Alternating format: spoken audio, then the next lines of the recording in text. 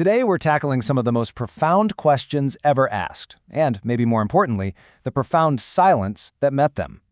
We are diving deep into the concept of avyākataṃ, or the undeclared questions. So, just imagine for a second, you get this once-in-a-lifetime chance to sit down with someone who has, supposedly figured it all out. You've got one shot to ask that one ultimate question you've always had about life, the universe, everything.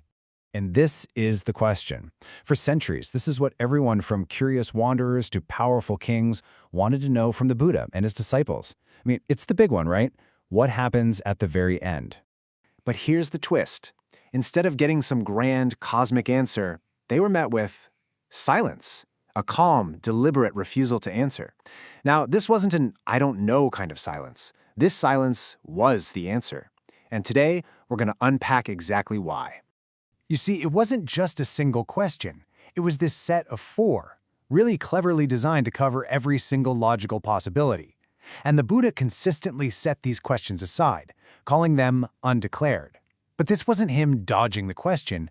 Oh no, it was a very deliberate redirection, and to understand why, we've got to follow the clues he left behind. So, our first clue comes from an incredibly brilliant enlightened nun named Khema. When a king, King Pasenadi, came to her with these exact same 4 questions, she didn't give him an answer. She gave him an analogy, a really powerful one. She told him that a realized one, a tathagata, is like the great ocean. It's just so deep, so immeasurable, so hard to truly fathom. You can't just dip a cup in and say you understand the whole thing. And right there, she completely reframes the entire problem. Instead of giving a straight answer, she fires back with a couple of her own questions. She asks the king, can your best people count every grain of sand in the river Ganges? Can they measure every drop of water in the entire ocean? And of course the king says, no way, the ocean's just too vast. Khema was basically telling him, Your Majesty, you're using the wrong measuring tools. So, what are these measuring tools she's talking about? Well, in this way of thinking, what we call a person is really just made up of 5 constantly changing processes or aggregates. There's our physical form, our feelings, our perceptions, our thoughts and intentions, and our consciousness. But here's the thing. A realized one is free from identifying with these. They are, and this is the key phrase, liberated from being reckoned by them. And this just nails Khema's point, doesn't it? Asking whether an enlightened being exists or doesn't exist after death is like showing up to the Pacific Ocean with a 12-inch ruler. The tool is completely wrong for the task. The question itself is based on a fundamental misunderstanding. Okay, let's move on to our second clue. This one comes directly from the Buddha, and it's probably the most famous analogy for understanding what's going on here. It's all about a fire and what keeps it burning. To get this, we have to look at this one Pali word, upadana. And it's brilliant because it has this perfect double meaning. On one hand, it means the mental act of clinging, of craving, of attachment.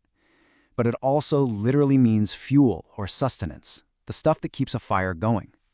And that dual meaning is the entire key to this analogy. The Buddha explained it like this. A person keeps getting reborn because they have upadana. They have that clinging, that craving. This clinging acts as the fuel. So just like a fire with a log on it keeps burning, a person with clinging keeps the whole cycle of suffering and rebirth going. But what about an enlightened one? They've completely rooted out all that clinging. The fuel is gone. The fire goes out. So the Buddha asks, if someone asked you, hey, that fire that just went out, where did it go? Did it go east, west, north, or south? I mean, what would you even say? The question makes no sense, right? The fire didn't go anywhere. The conditions that made it exist just stopped. The question is totally misapplied. So both the ocean and the fire analogies are pointing to the very same thing. The problem isn't the answer. The problem is the question itself. But why? What's so wrong with it? Well, this brings us to the absolute core reason for the Buddhist silence, the nature of identity itself. When one of his monks was really wrestling with this, the Buddha did something genius. He didn't talk about the future or after death. He brought the question right back to the present moment. He asked, essentially, forget after death. Can you find a solid, real, realized one right here, right now, while they're still alive? He was challenging the basic assumption that there's a fixed self to be found in the first place. See, the reason we ask these big questions about what happens later is because we have this default setting. We think, this body is me. These feelings are mine. This consciousness is myself. But the enlightened view flips that on its head. It sees all these things as just impersonal, changing processes. This is that core teaching of anatta, or not self. And here it is, the big reveal. If you can't actually find a permanent, unchanging self in your own direct experience right now, then the question of what happens to it after you die just dissolves. You're asking about the future of something that was never really there to begin with. So you might be thinking, why not just say that? Why all the mystery? Why the silence?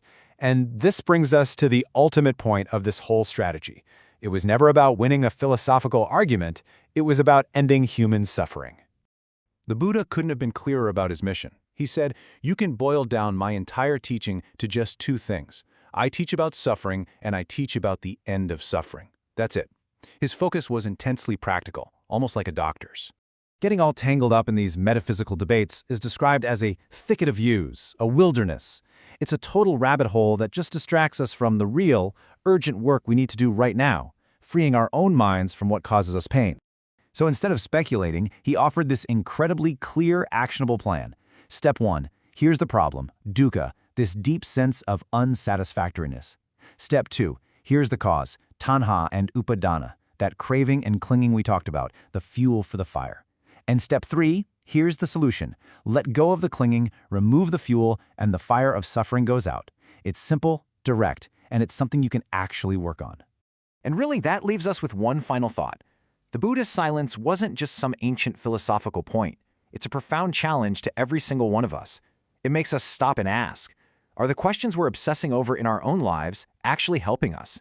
Or are they just a distraction from the much more important work of finding a little peace and understanding right here, right now?